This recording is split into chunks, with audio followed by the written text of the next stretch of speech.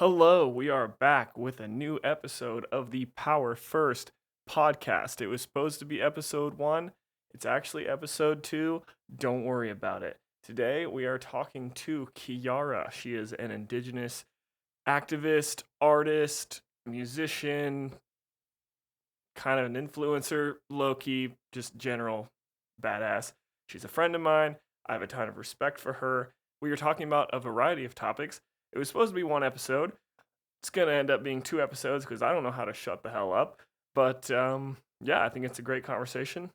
Part 2, here we go. Power first. Also, quick reminder, I have a YouTube channel. It is called Compost Modernism, like postmodernism, but it's the compost. Make sure you go check that out. Like and subscribe, do whatever you have to do. This is the Power First podcast feed, but I post all of these on the YouTube channel in addition to video essays. So please, it would mean the world to me if you check that out. Like, follow, comment, subscribe, everything you got to do. This is just the beginning of my project. You're in early. Power first, baby. Let's get it on. Anytime there's a minute shift in power from the people who are holding the power, a battle ensues.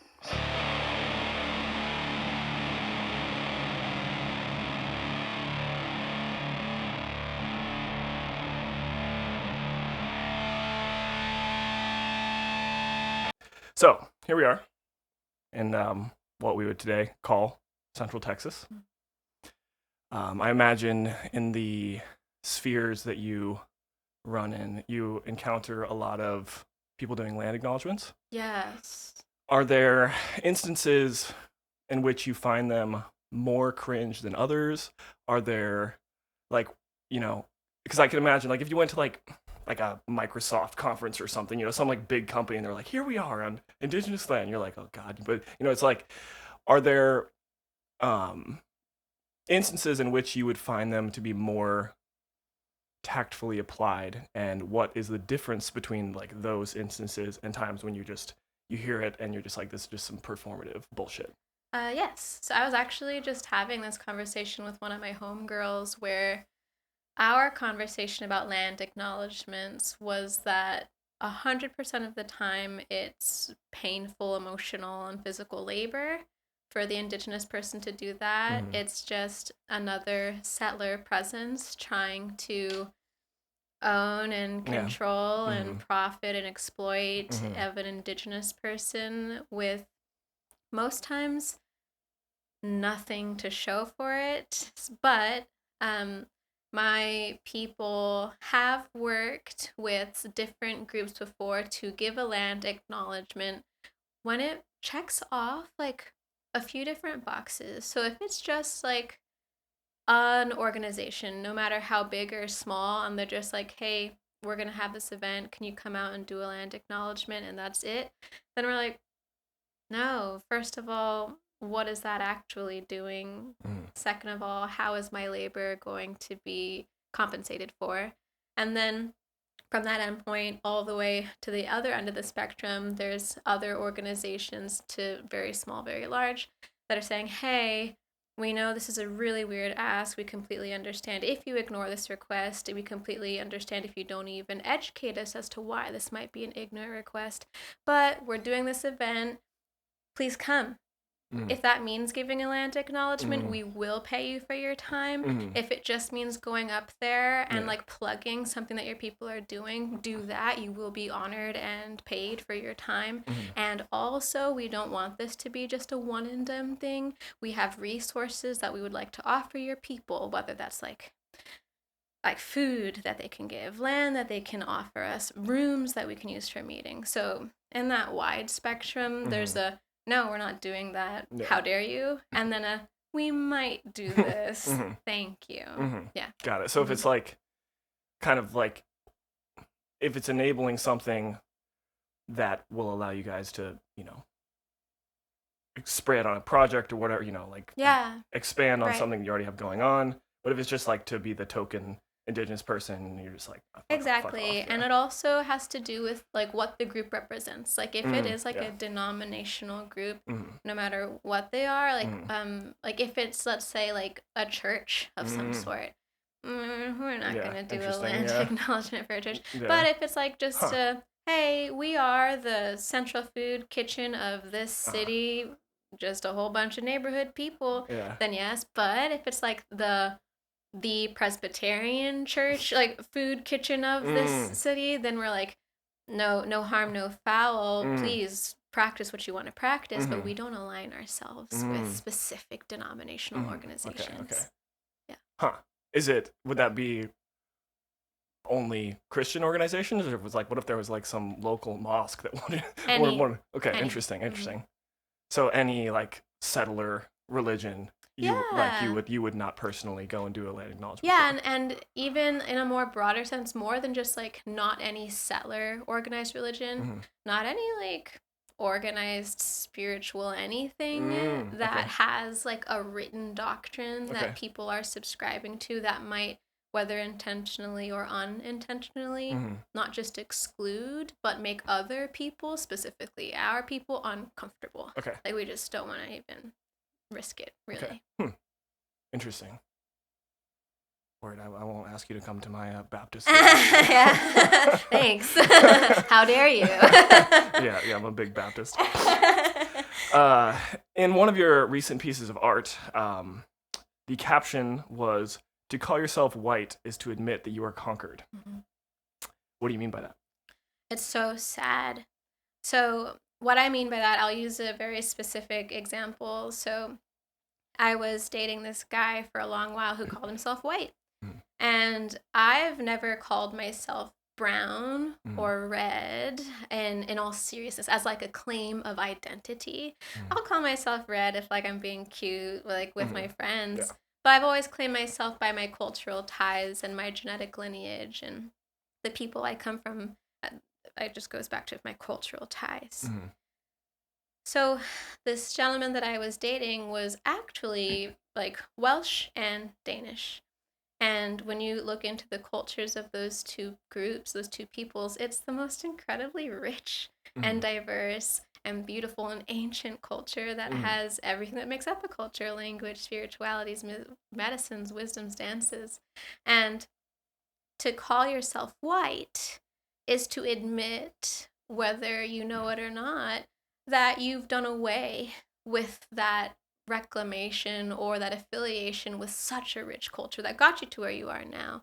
And to call yourself white is then to say, okay, yes, I will get rid of all this, and I'm going to adopt this color that mhm, already has such a tumultuous history. Like I'm talking about white supremacy, mhm, so that I can benefit from the all the things that white supremacy tries to do to other disparaged communities of wherever it is it's happening. mhm, So that's what I mean. Like you, as a person who might call yourself white, also is indigenous. Now, mhm. just because you might have indigenous roots, like you might be Welsh and Danish, doesn't mean you can necessarily like just start being like claiming, oh yeah, like I'm Welsh and Danish. There's work that has to be done. Mhm. And I've gotten a question about that caption before from a lot of white people saying, okay, sure, I get that. Mhm. But then how can I claim my heritage if I don't know that much about it? Yeah.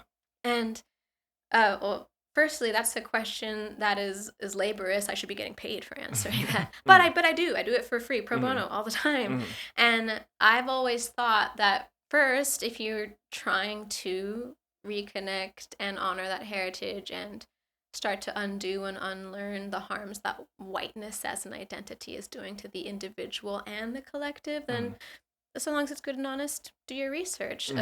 A statement or a sentence, I think, that could be said when people ask, where are you from? Like, what's your background? Mhm. Instead of saying, oh, I'm white, you could say, well, I used to call myself white, Mm, but I do know that I have Welsh and Danish heritage. I can't mhm, really claim it yet because I don't know too much about it, but mhm. I want to move away from the identity of whiteness Yeah. because of all the harm it's done, and Mhm. I'm doing my best to try to kind of reconnect. Yeah. That's my big long answer to Yeah. that. Word. Yeah. No, I find that your whole conceptualization of this very interesting because, like I went to college in like the, late 20 teens. So that was like peak, like, like when I got to college, it was like peak, like Tumblr, Yeah. like SJW, like Yes, everything's yeah, identity right. Keyboard politics. warriors. Everything Mhm, is yeah. like white people like are the problem and everybody else is like, you know, not white, and so like it's all just being pressed downwards by this like construction of whiteness. Yeah. And if you are white, then you are like bound to that identity, you know, like there's no optionality in it. Yeah. And like you, because of that, like because of the fact that you were born in this civilization, this culture that identifies you as white, right, and like all of the cultural baggage that comes with that, like there is no, like before, basically like the kind of the, if this was never like explicitly expressed, but basically like the underlying assumption of all of those ideas is that like if you are white, identified as white, you can't get away from that until you've like made up for all the bad stuff like your you know great grandpappy did or whatever. And there's no saving you. Yeah, exactly. There's no saving you, and there's no getting away from it. Like you did this in some way or another. Like even just like the act of you like being able to just like go through the world and not be like harassed by the cops is like, you know, that is part of the, and you know, there's a lot of truth in that whole conceptualization. But for me, when I was watching it happen, like just play out, and it was most, you know, it was like, in retrospect, like at the time it seemed like, oh, we're doing politics, but in retrospect it was just like a bunch of teenagers like bullying each other, but like, you know, just about like identity politics bullshit. But you know, like when I was watching it all play out and just kind of like observing how all these identities, like as we apply them to power structures, as we apply them to the dynamics that we, you know, experience among each other, like, you know, in a diverse setting where there's a bunch of different types of people, like the more that we press on these identities, the more that we underline the power that they hold, like we're reinforcing the project of the colonizer, because it was the colonizer that created these identities in the first place, right? And like they are like whiteness, I would argue, was like the main ideological weapon of the colonizer, and on this continent at least, and you know, the, you know, New World, whatever you want to call it, like not Europe, or you know, just the colonized world, I guess. And so yeah, it was just kind of like, you know, if we're getting to this point, if we're trying to get to a point where we can put these historical injustices behind us, you know, obviously there's like major reparations that would need to happen, like obviously, but if we're just talking in like a person to person, you know, it's like micro level interaction, the more that we reinforce and the more that we emphasize these, like I said, these categorical colonizer identity categories, I said category too many times, your perspective on it is not one that you come across very often, where it's like whiteness is something that we as people that are identified as white have the opportunity to walk away from. Yes, to disavow. Yeah. I've said to actually like one of my relatives before who loves a white man, we were talking really in depth because they love this white man. And no harm. No harm in loving a white man. But I was saying to them that, you know, whiteness, that terminology, specifically the terminology, but if I'm using really broad strokes here, even the identity of it doesn't need to be defended. It's fine. Like, whiteness historically and contemporarily will be okay. Like, it's chill. And I also have always found it so fascinating that this is just all going to be probably like projections and assumptions because I'm not white, so I can't really know, but it's always so fascinating to me that the person who does identify as white, when they hear, oh, whiteness means you're colonized, haha, like you're admitting it, is a, oh my god, how could you, like they can't handle it. And I wonder why that's the immediate, like, I'm being attacked versus what does she mean by that? What is the history behind this terminology, white? What exactly does that mean? Am I colonized? Me? Like, I thought I was the colonizer. Yeah, right, exactly. Yeah. And and I say it again, it's sad because that they are colonized. It simply happened to them way earlier.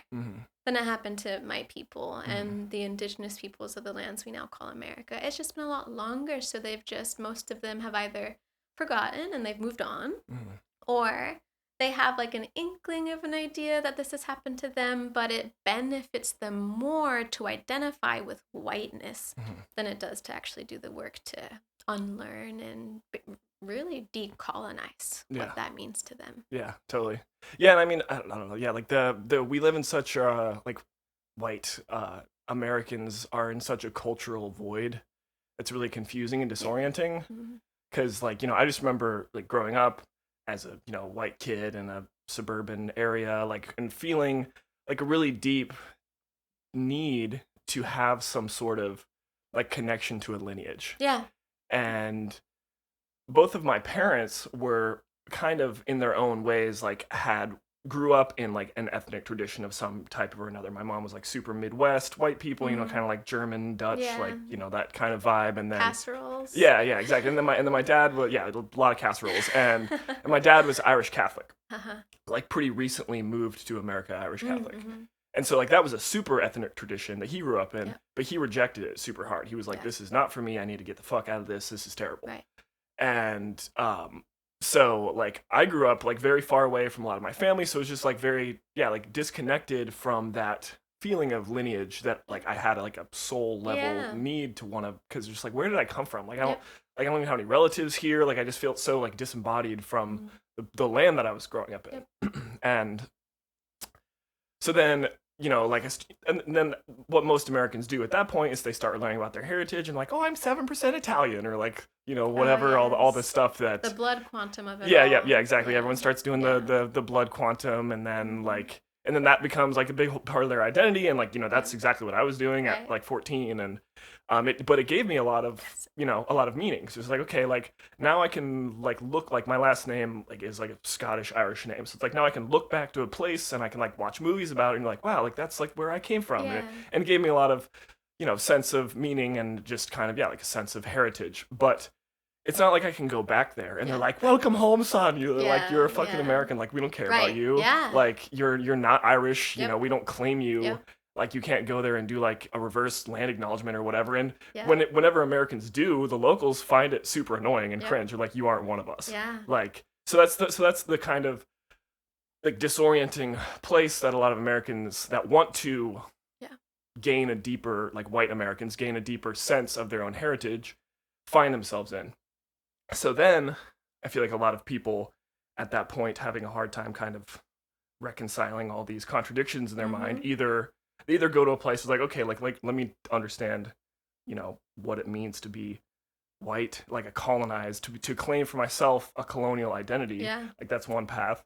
Or then it's also just like, oh yeah, well, like my grandpappy like kill Indians and that's what we were doing, and like that was awesome. And so then it's just like, which I'm sure you encounter people like that all the time. And so it's just like either like double down on it or get really confused about it, or try to understand and then understand what's next. Because like, like I'm not from, like my heritage, my people were not born on this continent, right? Like, they haven't been here for like 10,000 years or whatever. But it's like, this is where I'm from, right? This is where everyone that I know is from. Like, this is where we all grew up. So then it's just kind of like understanding the terrors of history. Yeah. One of the things that I'm trying to do and express with these projects is like tease out what the contradictions mean, because that's where the riches are, and just like of like meaning and understanding. And so it's my thoughts on the existential confusion that is being a person that is identified as white in this fucked up country we have. Next question. Do you think it's possible for this, I mean, we kind of already covered this, but do you think that it's possible for a person who is identified as white to cast off that identity? And what does that look like? What is that? How would that happen?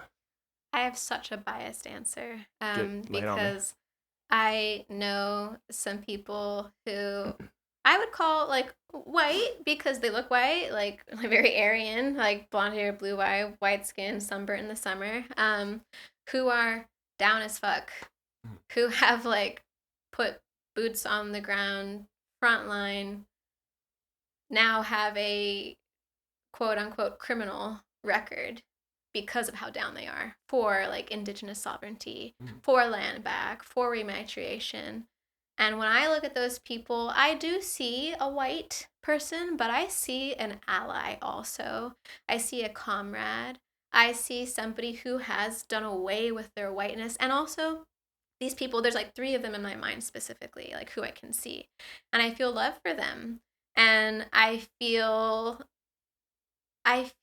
a very cautious trust for them, and I would vouch for them in spaces that would require vetting processes. So yes, but I think the only reason why I'm like thinking of these 3 people as like people who look white, who people would identify as, oh, that's a white person. I think the reason why I'm saying yes, they can do this is because I've seen what they have physically done with their bodies as a direct testament to basically putting your money where your mouth is. So you can say like, oh, yes, I understand that like historically there's like horrific implications of claiming whiteness and that there's an issue with its ties in all these different fucked up places. And so I'm going to do the work to kind of disavow that, and I'm going to do my homework and my research and study what my people, like their familial lineage has done, what whiteness has done to the populace, what my heritage is. And I'm also going to, there's no polite way to say this, I'm also going to shut up in spaces where I'm being told to shut up by indigenous people. Or I'm going to show up and put my boots on the ground when they're telling me to put my boots on the ground. And that sounds like very like, oh, like a kind of like, why would you just like obey like whatever the indigenous people are saying? It's more than that. It's that, yeah, I'm just going to go back to saying it's that we've seen them put their money where their mouth is in a lot of different ways. So I would say yes. But I can also completely understand, and I have relatives that feel this way as well, that there's nothing they could do. And that the best thing they could do was sit down and just kind of hang out and wait until they're called upon. So what do you think, like, what would that identity be called? Like a post-colonial yeah, right? white identity, like what would you call that? I've been thinking about that as we've been having this conversation. And I've always, before you got here, I was also thinking about the conversation of somebody always asking me like, where do I align myself politically? I'm certainly political. I'm not non-political, but I'm not left, I'm not right. I'm not a Democrat, I'm not a Republican. I'm an indigenous sovereigntist, where like I believe that from tribe to tribe, region to region, even clan to clan, they should be sovereign. Like they should answer for whatever region they are on and the problems within that region. And so with that as like a backdrop to what I'm about to say, I feel that the identities of these like post-colonial, we did it, now what do we call the whites, hypothetical question here would be different from region to region. I know that in our tribe we have a white man who is a doctor who wrote his dissertation on our people, I'm pretty sure, and he has done incredible work for us and has always done it, and he's always listened to us, and he's helped us in our tribe. We've given him a tribal name. I can't remember exactly what his tribal name is, but it's something like good friend. So if like, not that I could ever speak for like my tribe as a whole, but for the Karankawa people, if we did have like folks who used to be white before the hypothetical post-colonial times, we'd likely just give them like a clan name. People like white man, like white people who were good to us when the hard times came, and then within that clan they'd have like different names. I think it would be different from tribe to tribe. Okay. So this doctor guy, he's completely a white person, like European ancestry. Okay, but he's been adopted by merit of his actions and Almost. He Okay. hasn't been like claimed by a clan Okay. or anything, but He's an honorary member. he's yes. Got it. He's our honorary member. Mm. He's like he isn't invited to like the tribal gatherings, but he's invited to the cookouts. Like Okay, he's there. Like Nice. we love seeing him. We're Yeah. very thankful for everything he's done. Shout out Tim Sider. Thank you very much. Yeah, thanks, bro. Yeah, thank you. We'll never forget. Yeah. And Peter Moore, two white men who have done the work. Yeah, just really it boils down to that. Like we've seen them do the work. It's way more than them just saying sorry. It's them actually like getting in trouble for stuff they're doing, just doing it. Would you mind telling me how your clans, like what is the structure of your people? I can only speak for Hawk Clan. So within the Karankawa tribe of Texas, there's two public facing clans, the Hawk and the Coyote.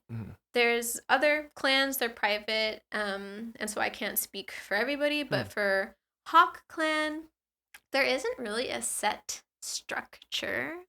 We have people who have talents or gifts that are best suited to specific scenarios, meaning like we have a very talented woman, my Karankawa sister Love Sanchez, who is our like environmental liaison. And that's because she's always been doing like water defending and land defending on the Gulf Coast and our ancestral and contemporary homelands. And so that's her role. If somebody ever comes to us as a tribe that's like looking for specific information for like Corpus Christi environmental issues, Love. That's her thing. She can do that. And then there's me. I have a knack for languages, and so I'm the language keeper. Then there's my mother. She's retired, and so she has a lot of time to dedicate herself to passion projects, which are rematriation efforts. There's never, at least in our clan, a singular person who answers for all of us. We kind of like ebb and flow and lean on each other's strengths and help each other with our weaknesses to just make the clan work. As a larger tribe, we do have the council, like the Five Rivers Council. So if there is ever like this isn't just a Corpus Christi thing, this is a Gulf Coast thing, then the tribal council, who has different members within the clans on it, will talk together. We'll talk to youth if they'd like to have their thoughts be heard. We'll talk to two-spirit people within our clan to make sure their thoughts are being heard. And then via a vote, we'll make calls that way. And your tribe is, I mean, not that it really matters, but or I guess it does in some ways, but the federal recognition of it is not there, right? Yeah. No, we are not federally recognized, nor are we state recognized. We have been called in a disparaging way, a club. Before. Fuck. I know. And I'm like, Jesus. okay, whatever. It doesn't matter to me. Yeah. But really all we are is like Karankawa people who are so passionate about this cultural renaissance that we're seeing now, that we use all of our free time pro bono to just get the word out and get the work done. What is your name in the Do'wal Sehi, sunshine. Nice. Good name. So, we were kind of circling the question, and I feel like you answered it in a roundabout way, but it's just because it's a good soundbite. Is it possible to kill the colonizer within? I think so. I definitely think so, but it's not easy. Yeah. It's not a linear journey. I think you have to keep killing the colonizer within. Yeah. Keep killing. Yeah. Yes. Keep killing. Keep killing. Yeah. Totally.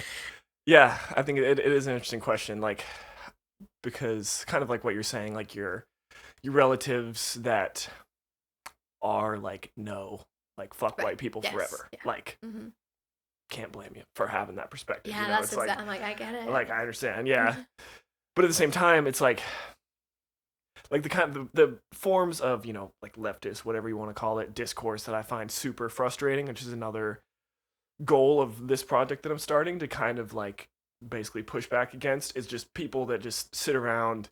I don't want to. Yeah, like an indigenous person, like I will never have anything to say about the perspective of an indigenous person, because it's like, bro, the extent to which like y'all have been fucked over by this country that we call the United States Yeah. is so inconceivable that it's just like, you know, You do can't. what you gotta Right, do. yeah. Right, exactly. You know, think what you gotta think. Like, Yeah. you know, no harm, no foul. But like other people, Yeah. pretty much anybody else, like as far as I'm concerned, Yeah. like white, Asian, black, Yeah. like we're not from here. Mm-hmm. So, Yeah.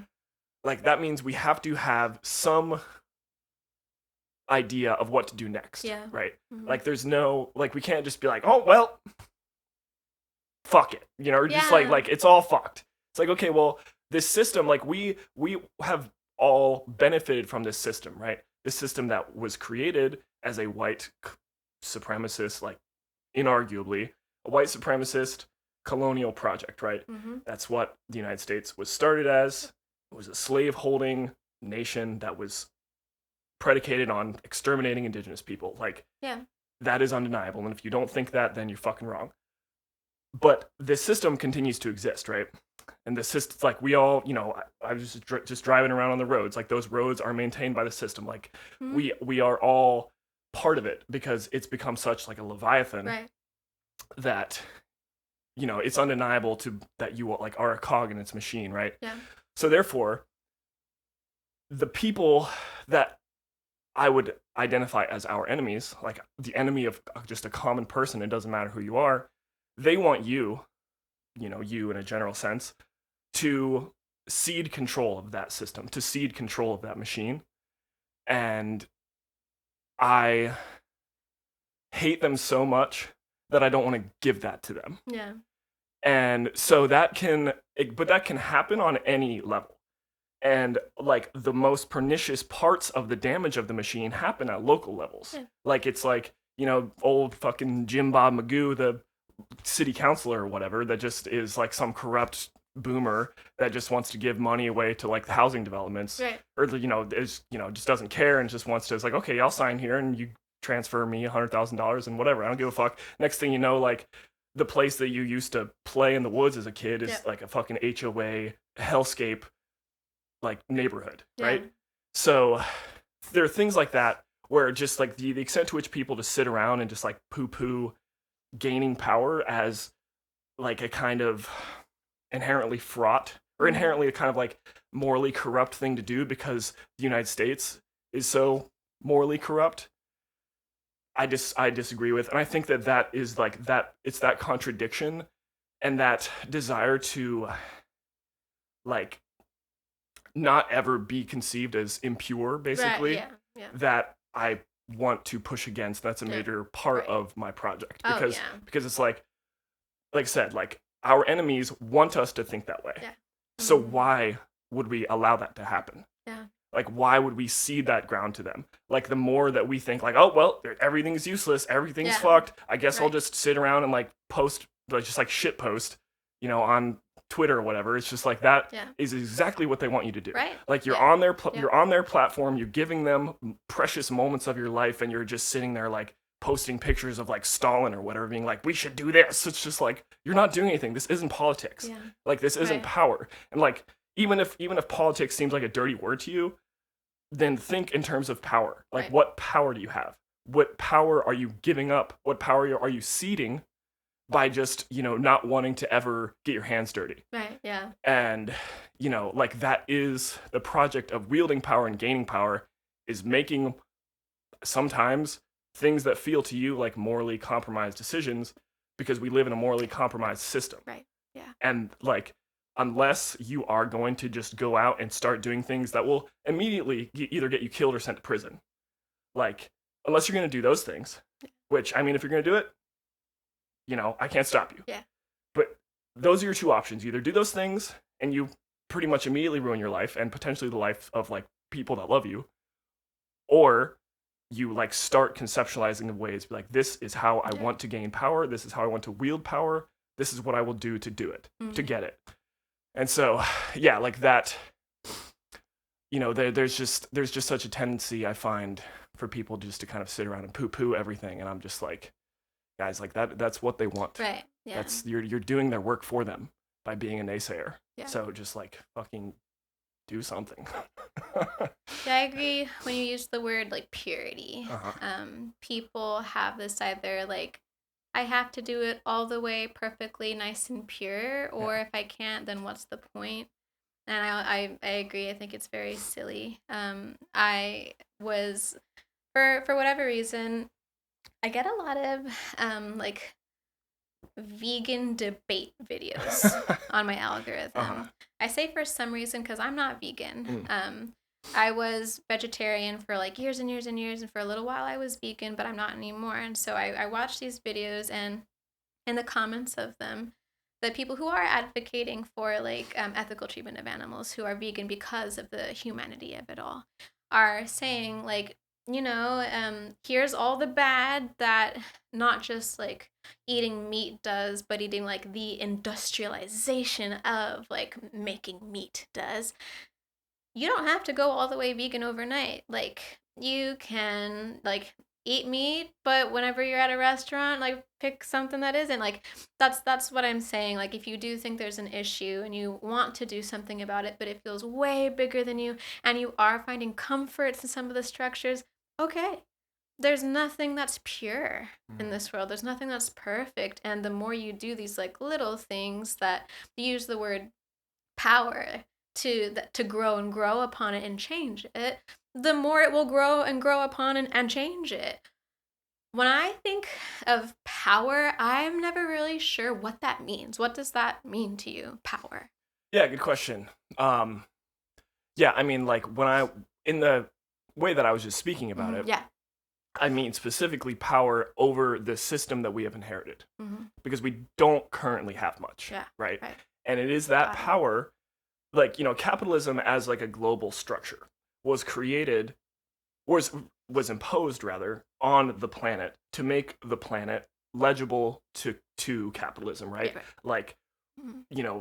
fucking British guys were rolling around in boats. They show up to a kingdom in Southeast Asia, for example. They're like, the way that you guys have your laws doesn't work for us. This Yeah. does not make your natural resources legible to Right. capital, Yeah. right? Uh-huh. So that is the system that they created. And that's the system, that is the global system Okay. that we live under, right? Mhm. It is the dominant economic system of the planet, right? Mhm. And under that system, right, that's the main impetus for all of the substructures that exist under it. And under that, there's all these different levels of administration, Mhm. and a lot of them are local. Yeah. Like I was saying, like just like watershed Right. administration, like what does the county do with 10,000 acres of wilderness or whatever that it has just like on its ledgers, Yeah. And so like just the way that media works and the way that social media works, like everything becomes about national politics. Everything is like, president and, Congress, whatever. And like those systems are important, undeniably. And I am very against people that just sit around and poo poo participating in democracy because obviously, like, things that happen through electoral politics are consequential, Mhm. right? And at a national level, but also a local level, right? So if you're like sitting there and you're just feeling spun out, and you're like, what do I do? Like everything is so fucked. Everything is so, just like the extent to which we are just in a series of overlapping crises can boggle the mind at times, right? Yeah. But like one of the things that I'm trying to advocate for is just like, okay, that's like I am completely there with you and feeling spun out by this, Mhm. but it's like you have more power than you realize. Like you have, because the power that you are willing to take is the power that like you are, that you have access to. Mhm. And if you're just going to sit around, and again, by power, because you asked, Yeah. that means like, you know, the power to participate in a system that has the ability to inflict violence on the land, right? And that system exists undeniably. That system the status quo of that system is to inflict like an ever increasing amount of violence on the land. And so, barring like a horrible war and insane revolution that would probably result in like tens of millions of people dying, which may happen, the way things are going, unless something changes, that will happen at some point. But in the meantime, like to people that are just sitting there and just feeling like powerless, it's just like, just imagine what it would look like to become involved in something at a local level, be like, this forest here that might get turned into a fucking HOA hellscape, Like, let me do something to keep that from happening. You know, Mhm. it's like, it doesn't have to be about running for Congress or whatever. It's just like looking around you and being like, what can I have the power? What can I have power over here? Mhm. And just doing anything about it, or at least trying, or at least encouraging somebody else to do it, you know? Yeah. But it's just like sitting around and just posting about how like we need to do fucking Marxism, Leninism again. It's like, this is the United States, guys. Like, that's not going to happen unless you want everyone that you know to die, and probably also yourself to die, and like for it to be like the most like hellish war that you've ever experienced. And then, well, I mean, most people have never experienced a war, but you know what I mean? Like, Mhm. and then probably you'll fail anyways. It's like, again, that might happen. But in the short term, if you don't want to like destroy your life and die, probably, just like look around and be like, what can I take control of here? Mhm. And who, and again, like, I'm totally okay with being motivated by hatred. Yeah. Because there are so many people in the world that I fucking hate. And I think that's okay to express that. Like, it doesn't have to, like, but at the root of that hate is a very deep and abiding love for, like, fucking trees, like the ability of, you know, just like birds to fly around and hang out in the nest. You're like owls to, you know, hoot in the canopy at night. It's just like, that's what it's about. Like, that's what we're fighting for. And if that means interacting with people that you find morally reprehensible, or doing, or like interacting with a system that you find morally compromised, then like that system will continue to exist whether or not you participate in it. So your participation is the only thing that can really like pump the brakes, because it, like, the way that things are now, it is just full gas. All gas, no Mhm. brakes, pure violence, no stopping it. So it's just like, yeah, so I'm not here to tell anyone to feel disempowered, Yeah. basically. So it sounds like you believe that change can happen from the inside. I'm not convinced that it can happen to like the culture, to like the germ of like, because kind of like we were just discussing, like the project of this country, like the heritage that it was founded on, is morally compromised Mhm. to like a fundamental degree, I would say, because just like it's in our DNA. The fact that we showed up, like the DNA of the United States, the fact that we showed up, we're like, wow, look Yeah. at these people, let's kill them, Right. let's take their Yeah. shit, yeah, fuck them. And then, oh yeah, slaves, awesome, okay, now we're just gonna keep going and kill as many as we can find, Yep. because that's what we do here. Like, that is baked in to our DNA, and you can see like that's, you know, it operates at every structure, like every level of our government, like the way that, yeah, it's like that. We will never get away from that. The United States will never get away from that, right? Mhm. Whether or not we can be reform it at a national level, I don't know. I've probably not, because there are so many. Like, I grew up in Florida. The extent to which the deep South consciousness is steeped in, when it's, you know, it's like kind of like Civil War, like, you know, it was like we were having debates about whether or not the Civil War was about slavery, like in high school. You know, like that shit. That's so funny. All that consciousness is alive and well. Yeah. You know, and I don't think that we can fully extirpate that like from our minds, like Yeah. from the American cultural consciousness, barring like great violence, basically. Mhm. So in terms of reforming the system from within at like a deep national level, I don't know. Yeah. But to me, that's like less so the relevant question.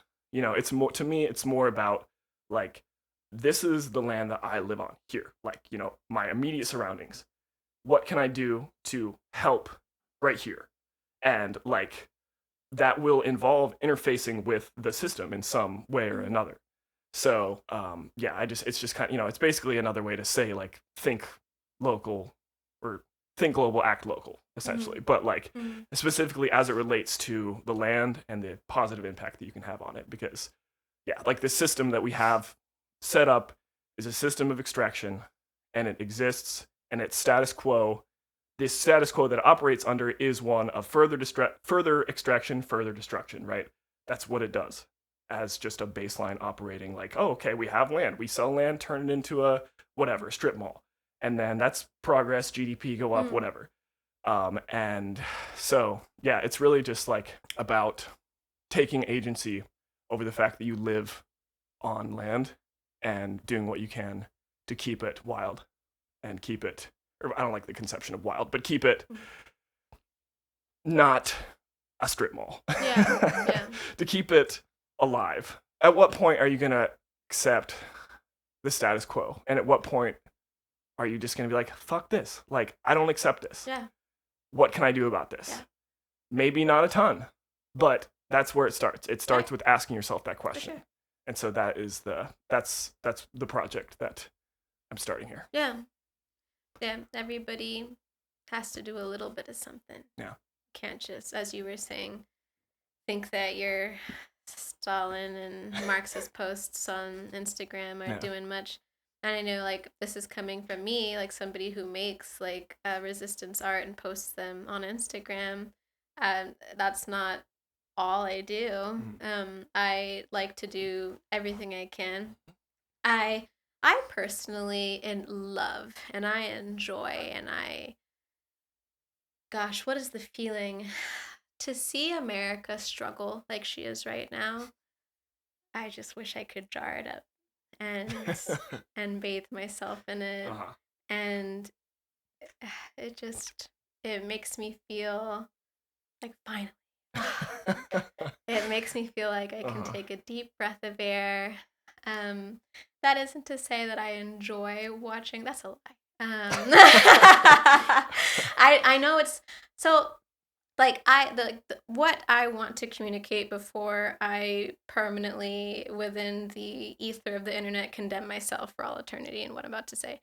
As I know, I'm not like a perfect person. I'm not like a peaceful person. I'm not well like read on like political theory. All I know is the lived experiences of my people and what we've seen and what we've been through and the combined nearly like 20,000 years of experience of the indigenous peoples of all this land. And so I don't care about America. If war comes here, and my family have said this before, we deserve it. There has been so much that America has done, and I agree that we are all complacent in something. We can't help but be. We're all little cogs. I drive a car. I pay my taxes. I pay rent here on this land that the landlord says is theirs, and I sign the lease saying yes it's yours, and then I go out and I post land back because I mean it, but then here I go, like I'm not out here picketing on this land saying, hey Jared, give it back to the Coahuiltecan, like like yes, we all have a part in it. We're all little cogs. Still turning. Every so often, us as little cogs might find an opportunity to kind of fuck up the other cogs, and that's wonderful. But my perfect idea of resistance as a means of like stopping the colonial power of America, stopping the imperialist reach of colonial ideology nations, whether it's just America or whether we're going like a little just the teeniest bit further back in history and going back to to England, like anybody who seeks to exert power and control over indigenous groups of people via the facade of gold god glory, really all it is just gold capital. Anything you can do to fuck that shit up, I'm always a staunch supporter of. I love seeing underground grassroots campaigns that, to your point, are really grassroots. They're local. They're saying, hey, have you heard that they're trying to put up an apartment on the side of Secret Beach? Like, how do we stop this? What can we do? How can we fund or stop the funding of this project going through?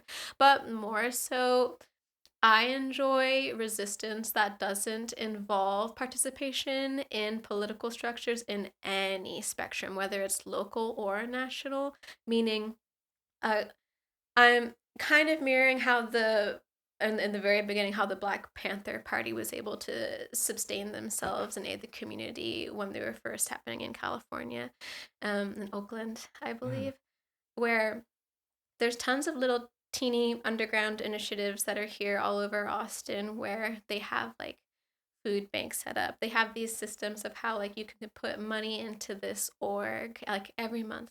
And then once a month, somebody in that org is getting that pot to help people to pay their bills or what have you, where people are being trained about how to use guns safely and how to clean them and how to aim and self-defense, edible plant identification. And I believe, well, before I go into I believe, and also within these organizations, they're indigenous led, or they're led by Black people who have also historically experienced what it feels like to be displaced and discriminated against, and have hands-on experience of not just resistance movements, but resistance movements that lead to actual physical change locally. Yeah. Because as I agree, nationally, whatever, Yeah. don't know how I have no idea. Yeah. Burn it down for all I'm concerned. Yeah.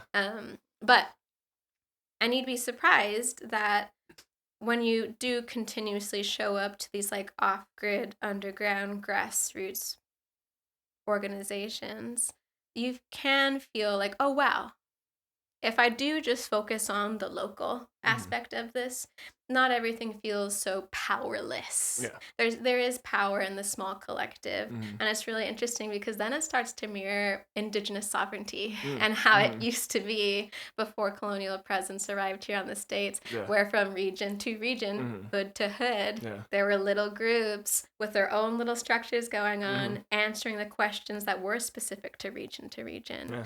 This land is so large and it's so diverse, and now there's so many not just diverse but polarizing identities, whether it's political or just personal, that I don't think a large structure suits it anymore. It just doesn't make sense to me. Totally. Yeah, I mean that's a good point. Yeah, like when the United States was founded, it was like just the northern East Coast. Yeah, and the colonies. Yeah. And like, even then, yeah, they were like, "Oh fuck, like we can't." Yeah, what do we do with all this? How do we do this? And it was Ben Franklin who was saying, "Hey, well, these northern tribes are actually doing something super cool, or like they vote for stuff, and maybe let's try it. If we all." But the funny thing is so though America got its basis of democracy through witnessing these tribal peoples show them how they were able to maintain peace amongst themselves, that was just for that region. Yeah. It's different from land to land. Yeah. It's just we do what we can with what we got. If it's honest and it's intentional, and personally I believe if it's indigenous led and informed, then keep at it. Resist, rest, repeat. Yeah, totally. Yeah, and I just to echo your point, kind of about like mutual aid, gaining power, interacting with power, feeling powerful is not only about interacting with the like electoral system, right? Yeah, like there's all sorts of different ways that you can exercise it in your community, and like two, I would say, even if it doesn't seem like, like what is the real outcome of this in terms of like what can be changed by whatever it is I'm doing, like even if it feels really small, like there are so many people younger than us that are looking around and being like, what is this world that I am coming into? Like it's so fucked up. Yeah. Like who are the adults here? Like who's in charge? Like and like just to keep those people in mind. And just to be like, hey, guys, like, I understand how you're feeling. Believe me. Like, I'm also looking around and feeling the same way. Don't let yourself fall into despair. Yeah. Because, again, that is what they want you to do. So, just, like, even if it isn't clear to you in terms of, like, how, just speaking to, general people, like, how any action that you take can translate into something that is meaningful, just keep in mind who's listening, because like there are a lot of young impressionable people out there that are looking for someone to tell them that there's hope, or that there's, that there's something they can do, and not taking that into consideration when we run our mouths on social media or whatever, I think can be really damaging, Yeah, I think people need to be taught that hope isn't a necessary ingredient for change. Yeah. Because to your point, they're looking for, and we're all I think make the mistake of saying, man, where's the hope? I need somebody to give me hope. I disagree. I don't think it's necessary. And I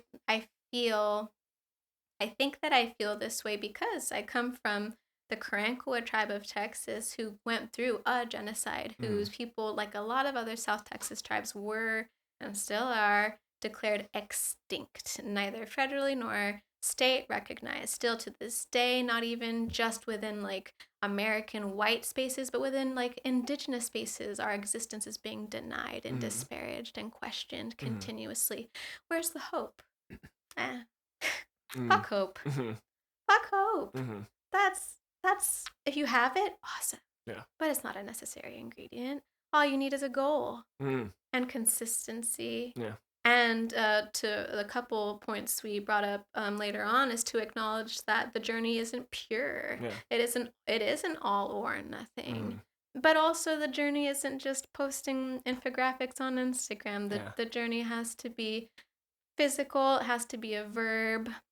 It has to be wrought with honest mistakes that you can learn from and indigenous led, in my opinion. Yeah. So, pivoting slightly, it's around the ecological crisis, right? Like people say climate change, whatever. I like if you really understand the violence that humanity has wrought on the planet in a very short period of time, like it's not just about the climate, like microplastics, all that fun stuff, pollution. So I prefer the term ecological crisis. But like if you study the ecological crisis and the impacts that it's had and the pace at which it has quickened, it's like there's all sorts of different ways you can slice it up. You could say like since the Industrial Revolution, whatever. But really, in terms of climate and a lot of other things, like most of the most damaging impacts of it have happened in the last 100 years, give or take. 100 is just a nice even number. So just from your perspective as an indigenous person, like because humanity's existed for 300,000 years or something, like a really long time, but it's just in this tiny little fraction of window of time that we've done more damage to the planet than we've ever done ever.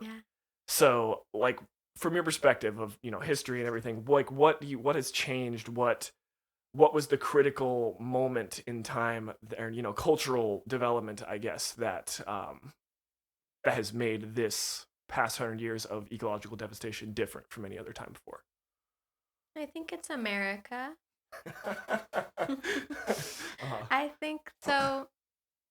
Man, a little bit ago, maybe like 8 or 9 years ago, I wrote a poem comparing America to a dog. So my people love dogs. I love dogs.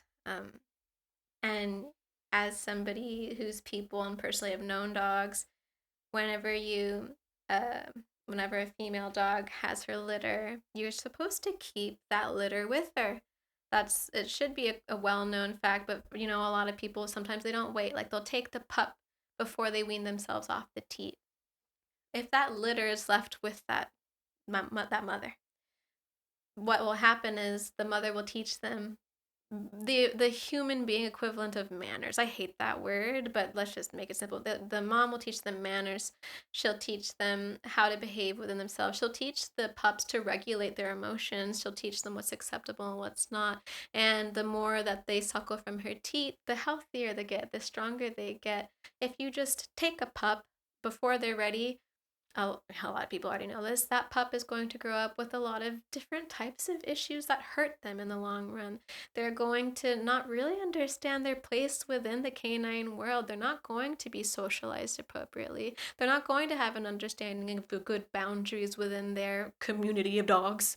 They're going to be at times weaker. Maybe they'll catch up, but there's always going to be something that's affecting them because they were taken from their mother too quick. So now I think about America, this little baby country going on 250 years. We, as I live and breathe here on the lands we now call America, we, the Americans, this land now called America, is a little pup that weaned themselves for some reason and now is pretending like they're big dog on campus when they haven't been appropriately socialized. There wasn't enough nutrients for America to act all big and tough like they were. They got their they started to become so full of themselves. When was it? It was like World War One and World War Two being that like powerful, like powered that was present during those wars, and having all the other countries be like, oh, thank you, America, thank you, and then America started feeling all big and tough and be like, oh wow, like we really run this shit, like let's keep going, and so it's America. America is this little pup that doesn't know any better, started stealing from all the other pups' milk as soon as it could because it's like, oh no, like, well, see, now I'm doing my own thing. I can do this. And it's now fucking up all the other pups that were suckling off their mom's teat. Some of them other mother dogs who've grown and have experienced what it feels like to actually run a nation for more than 250 years. America makes the crucial mistake of assuming that 250 years is shit. Yeah, it's a long time. That's like the dumbest. Their history books, like their world history books, leave a lot to be desired. But it's so funny that there's even an American history book that's still contemporary American culture. 250 years. That's not shit. It's not history. That's like, to the common like phrase, get over it. It's still happening. Like, what do you mean? Like, get over it. Like, this isn't. Totally. It isn't history. It's all still happening.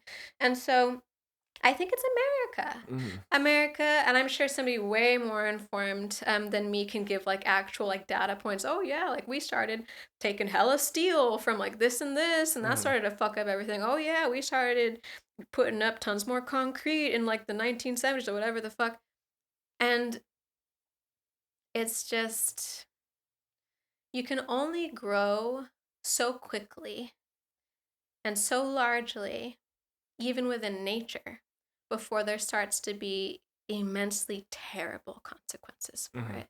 There's a grove down here in Texas, here in Austin, Texas, on the south side, and near Roy G. Guerrero Park, where there's like a little forest of ash junipers and Mustang grape.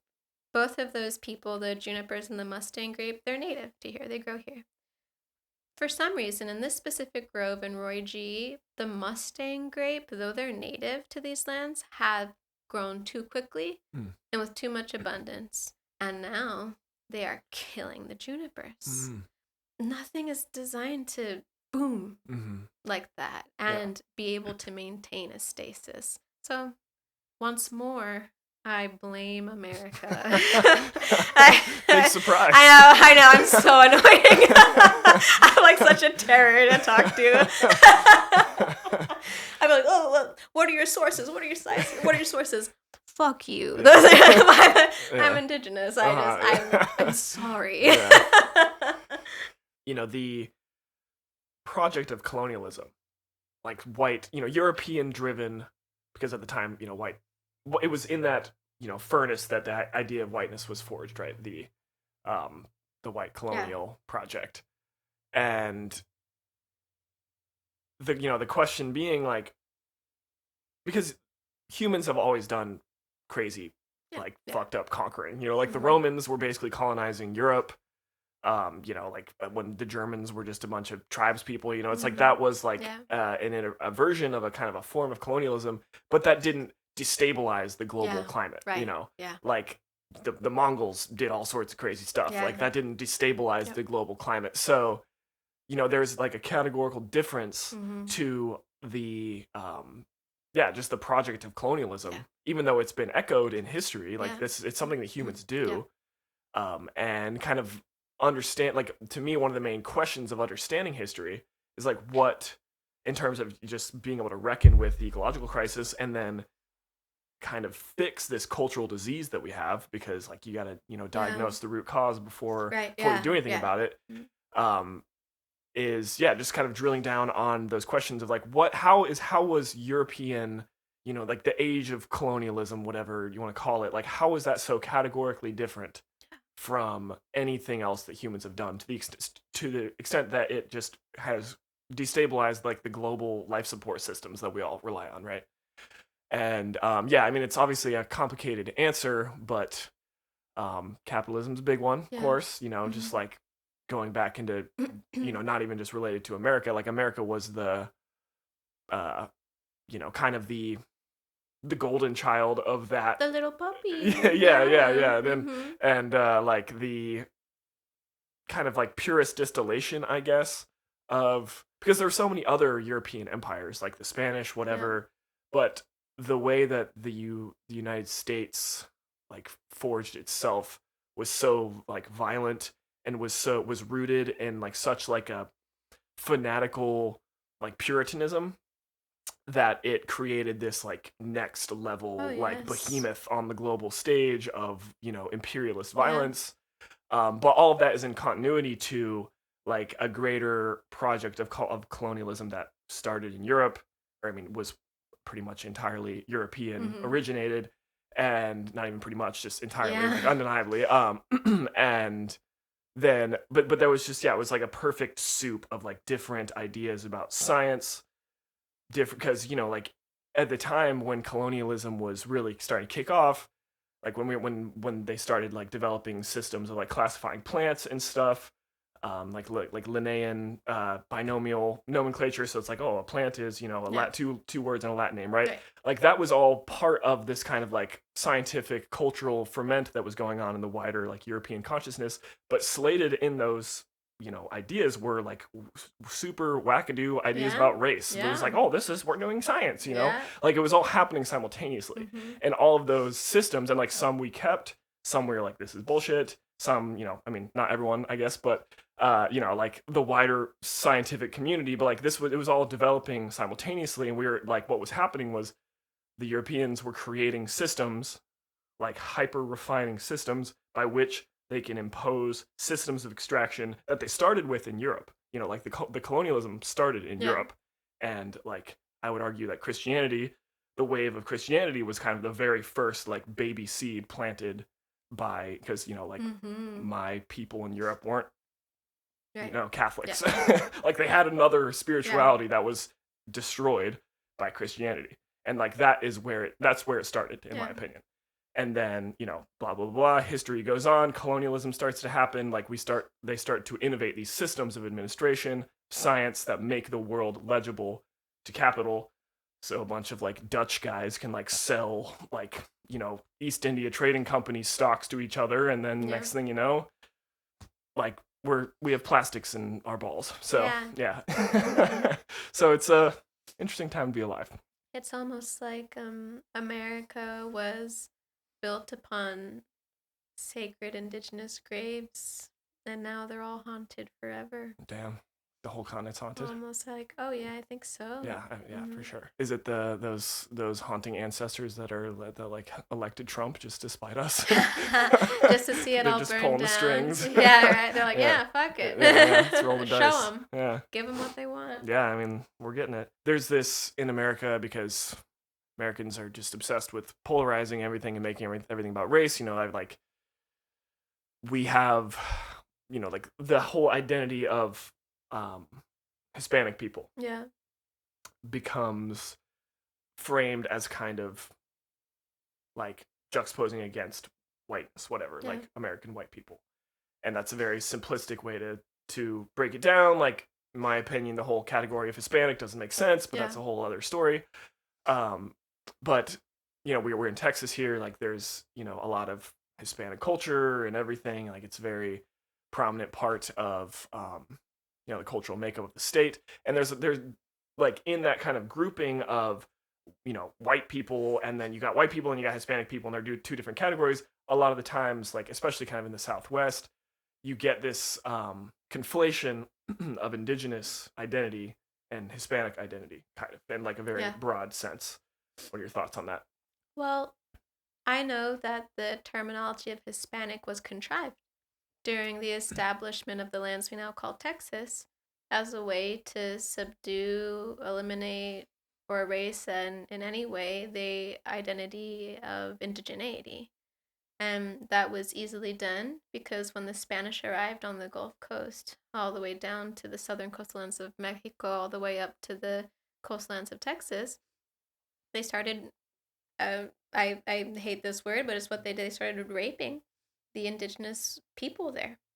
And from those assaults were born children. And those children would have at the time have been called mestizo. half indigenous, half Spanish, and there were a lot of them. And as they were starting to, through, oh my gosh, Texas has many identities, like the Republic of Texas, New Spain, Texas as a part of the United States, all the different Six Flags that were over it. I believe that there was an intentional moment in the confusion of all these different flags that reigned over Texas to try to eliminate the native through the blood, just as they were trying to do with the northern tribes through establishing blood quantum. The reason why blood quantum was established on these reservations was to, if you are one tribe, but you marry into another tribe, you can only claim one, and so then therefore you're 50% native. Well, because there weren't really any reservations here at the time, and there still really aren't. There's only two that I know of. In Texas? Yeah, that I know of. I could be wrong on that. I've been to two. Well, because for us, the indigenous Texans, the goal wasn't to put us on reservations, it was just to exterminate us all. Then blood quantum wasn't really working for us. So what ended up happening is either like you would you would adopt the Hispanic identity, but you're indigenous, and so you're just like, oh yeah, I'm Spanish, like don't worry about it. Or you would be killed, or you would be displaced, you would be moved to either the northern, like Nuevo León and Tamaulipas region of Mexico, or Oklahoma, or New Mexico, or you just fled somewhere. And so the identity of being Hispanic, and for indigenous people who do identify with that terminology, like, oh no, I'm Spanish, or even like, no, I'm Tejano. These are old ideologies that have been passed through from generation to generation, whether they know it or not, to help them survive. They did away with the indigenous identity to make sure they weren't slaughtered on the street when they were walking to wherever it was they were walking.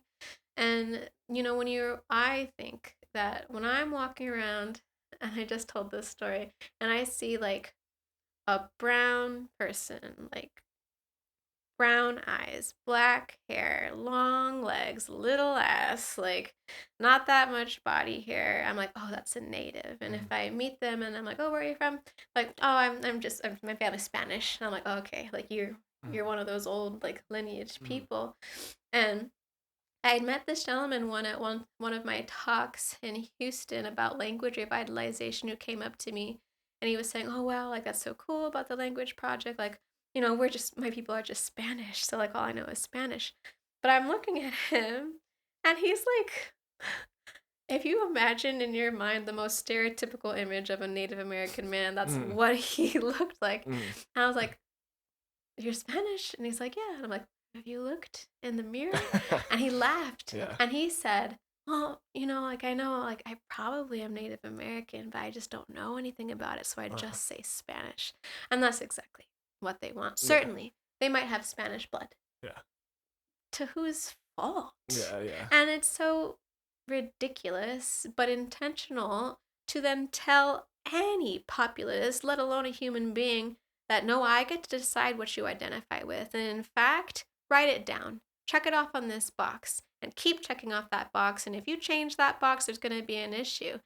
It's all very intentional because if there's no more indigenous people, if there's no more Native Americans, then all you have are Hispanic people who are more Spanish than they are indigenous. No, not indigenous at all. Yeah.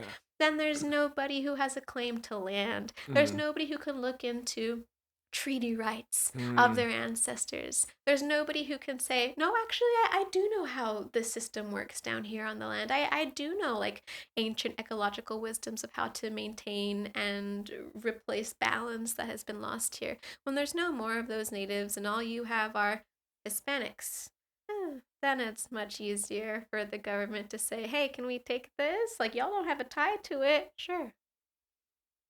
Yeah, it's interesting, the kind of the extent to which the Hispanic identity, like insofar as it's been kind of pushed, I don't know if pushed is the right word, but kind of like it's created this like polarization, this kind of valence for people that don't really know how to identify, and they were probably cut off from their lineage by some act of violence, most likely. And so then, we create this kind of polarity that they're like, oh, okay, well, I'm not white, I guess, so I'll just go over here. But yeah, I mean, it's super interesting too, because there's so many like if you listen to people like that have run surveys asking like people that would be commonly identified as Hispanic, like how do you identify? Like a lot of them say they're white.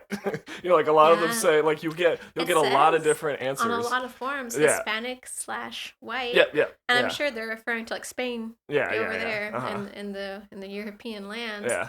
But they're like, not. Look at them. But yeah, I mean, it's just all these categories are so flimsy if you start poking at them, and like the Hispanic is obviously a slightly different category than white. Yeah.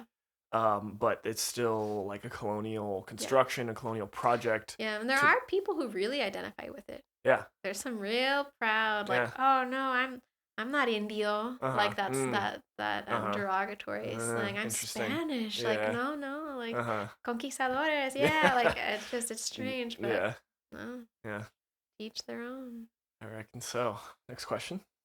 Do you have a cosmology or kind of a mystical worldview that is informed by the beliefs of your people? Yes, I do. Tell me about it. So what's special about, I can only speak to my tribe. My tribe is, we have only within the last like 2 generations have been trying to unify under one tribe. We've never been like just one tribe. We've always just been separate bands all across the coast.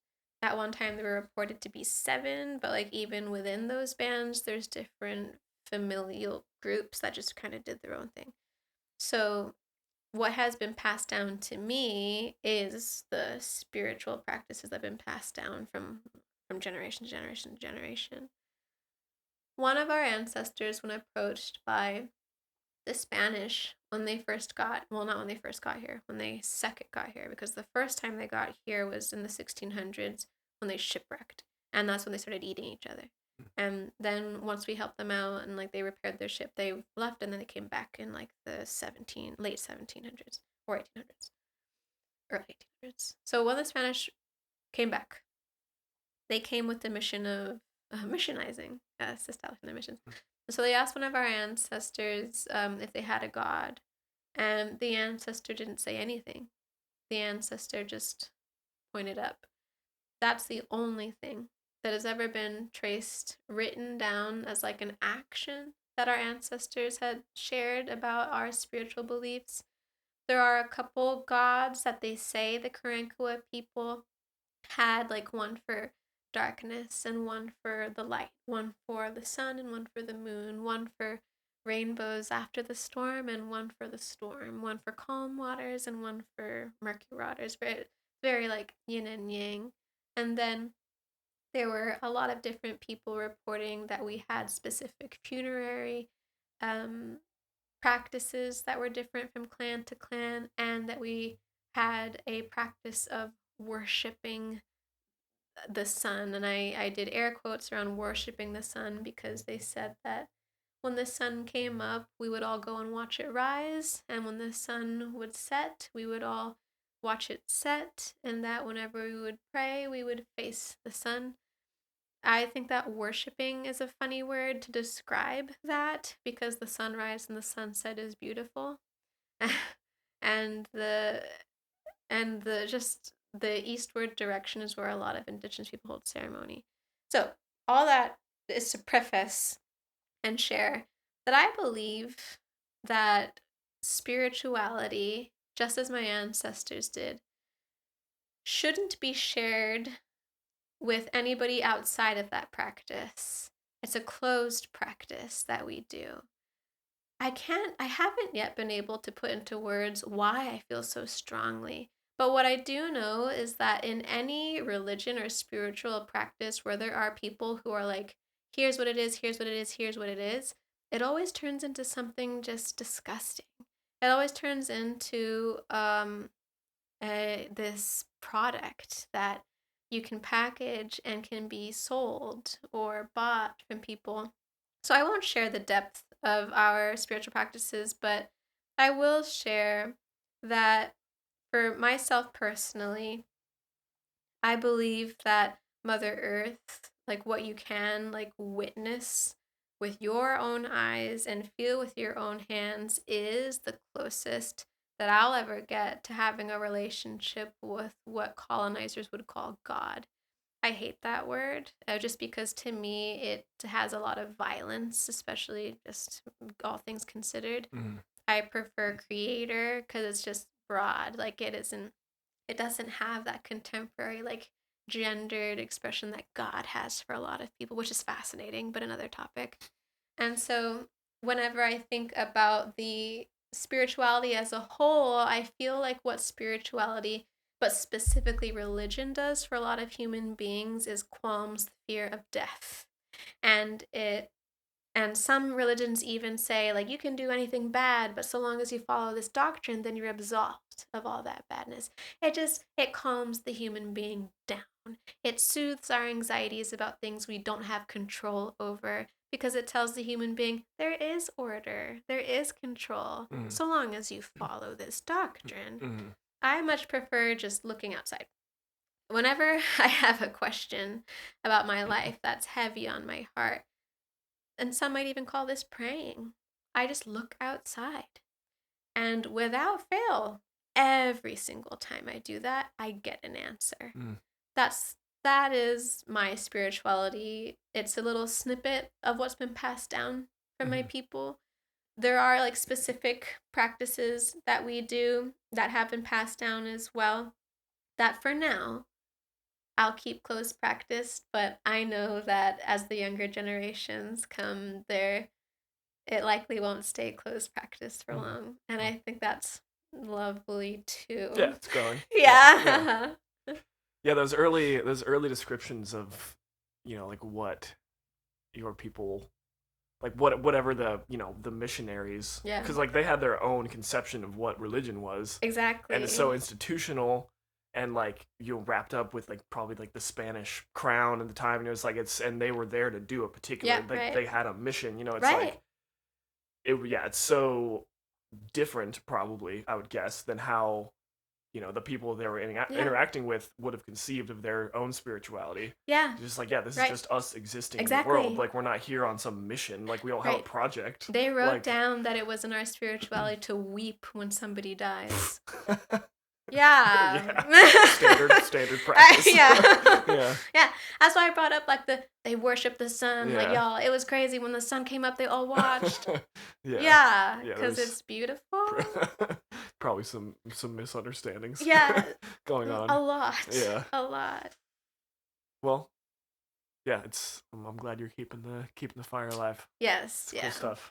Yeah. Do you have a preferred alternative name for this continent that we call, in common parlance, No. the Americas? Not the continent. Okay.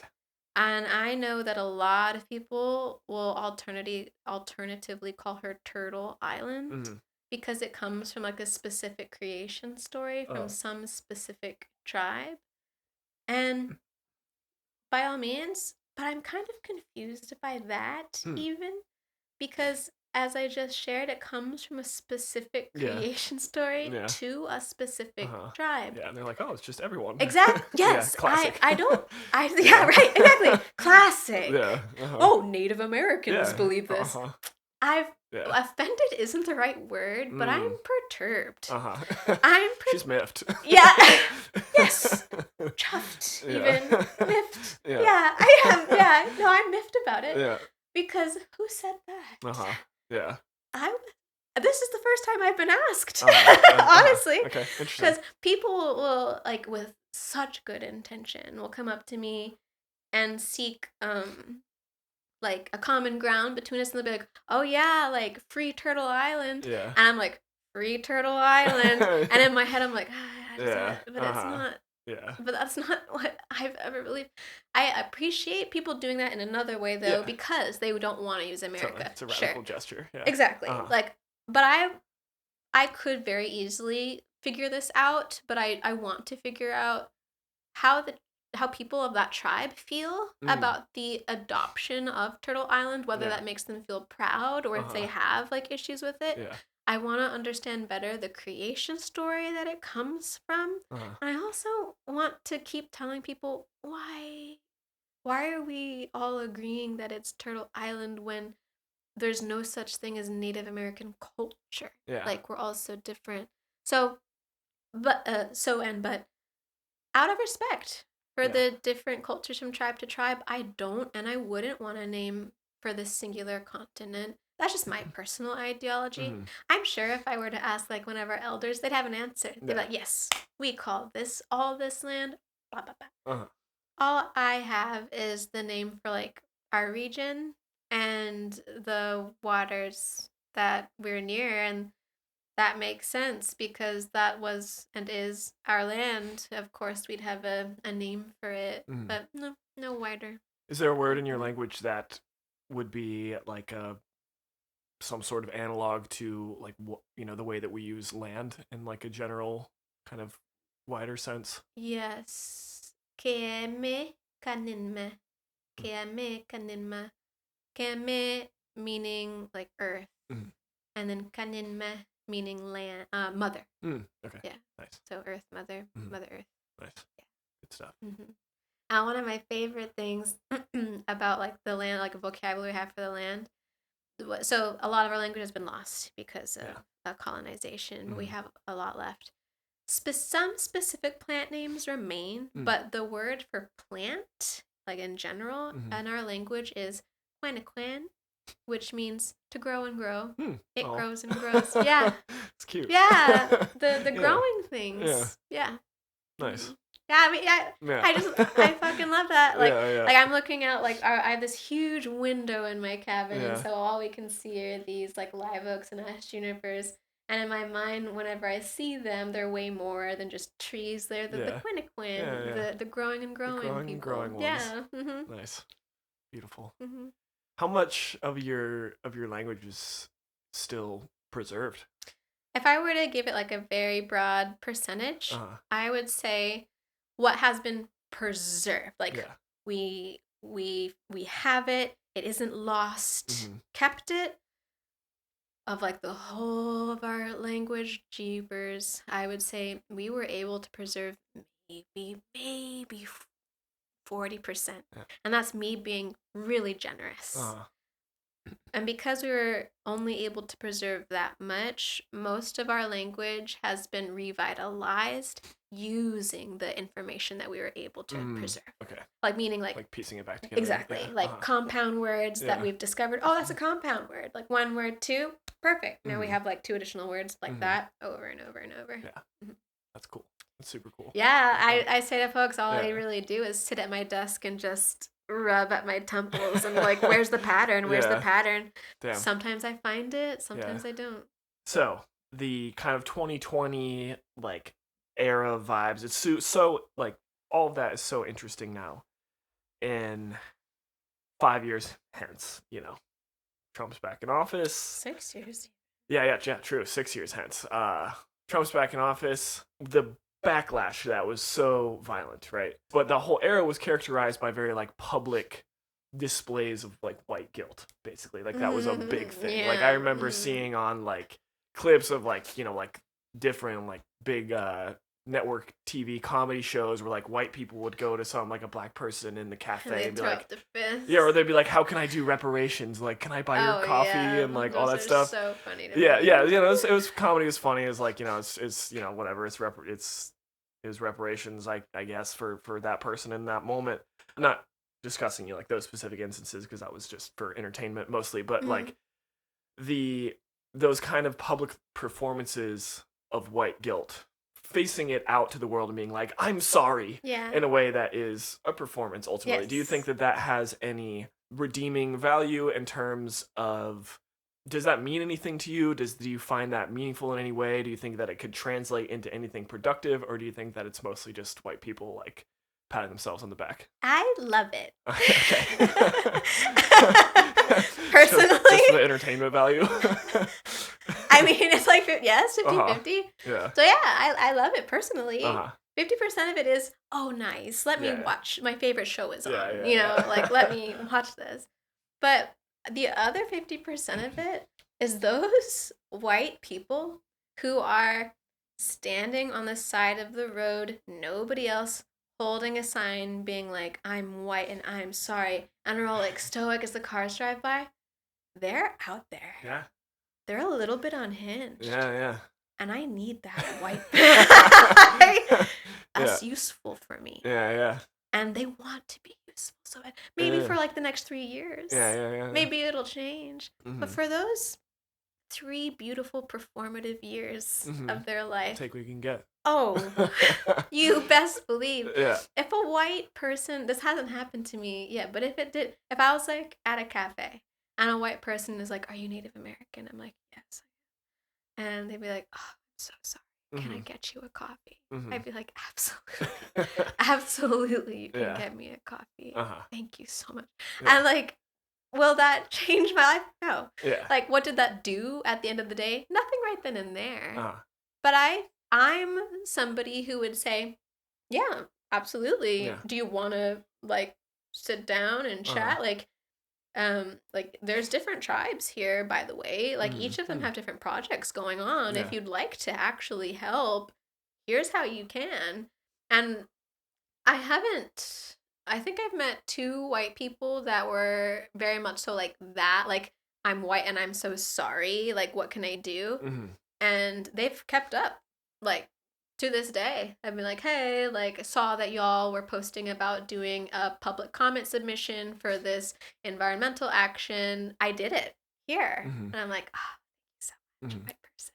Nice. So, yes, I like it. But I'm also somebody who, like we were talking about earlier, am able to accept and realize the benefit of participating in a system I don't necessarily like.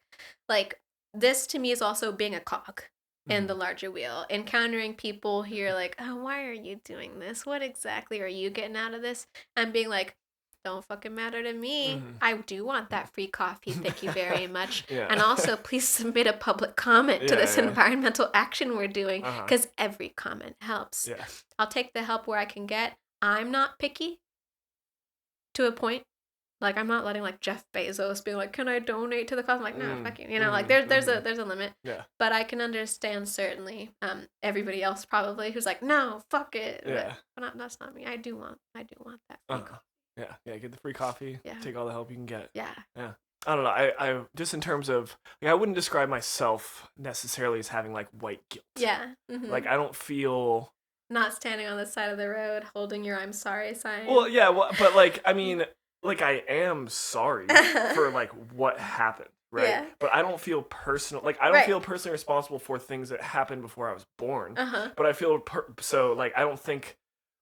But I feel, I guess, a responsibility to understand it. Yeah. And because like that is the kind of the point at which like something could change, like, in my own mind, you know? Because like, and acknowledge how you benefit from those systems exactly. that were established then. Exactly. Like, understand everything that came before to, you know, the best of your ability, understand how you interface with that history, that system that was created on the backs, on the blood of all these other people. And then assemble all of that in front of you and be like, okay, like, what is the most productive thing I can do with this understanding that I have? Yeah. And for me, that doesn't really, it's never manifested as like guilt. Yeah. It's more of a feeling of just responsibility. Action? Yeah. It's like feeling like, okay, like for whatever reason, I have this understanding of the world. I've come to these conclusions. And like, what do I do? What is the next thing that I do with that? Because if I take those conclusions seriously, then just being like, okay, I'm good. Like, I'll just go be a capitalism, you know, unit now. Like, that's not that is the, you know, the point at which like that would be a shortcoming. Like, I would be failing. Yeah. I would be failing to live the truth that I have discovered, basically. And so, yeah, like, to me, feeling guilty. It's fine if that's motivating to you, but it doesn't motivate me. It's I don't feel guilty, even though I don't know. Well, I mean, what does guilt? Actually do? It's like, how productive is it? I mean, for some people it can be productive. Yeah, right. And like that's great, like whatever motivates you. But like at the same time, like there is part of my lineage, part of my heritage, like of people that have existed on this continent that I am descended from. I would bet money on the fact that they were stealing land from people, right? Yeah. That is core to my existence on this continent. And so yeah, I don't know, it's so like reprehensible to me. And this interface is really kind of with the next question I was going to ask. Like when people, because I follow you on social media, I see things you post of like things that people say to you in your comments sometimes. It's like, well, my grandpappy took this land and he was just doing what was right, blah blah. It's just like the most just like stupid like brain rot nonsense. But it's like the idea is so, or just like the fact that people feel compelled to say something like that is very strange to me. It's like they, I don't know, it feels, I guess they feel affronted by the fact that you are just saying what's on your mind, like saying your perspective. And so they feel personally attacked by that because they can't like separate themselves from their lineage and who they are in this moment and who they can choose to be in the future and who they can manifest themselves as in the world. And that was the first part of my interview with Chiara. I'll be releasing the second one very shortly. Make sure you stay tuned for part 2. Love you. Thanks for listening. It means a ton. Don't forget to like and subscribe or whatever. Power first.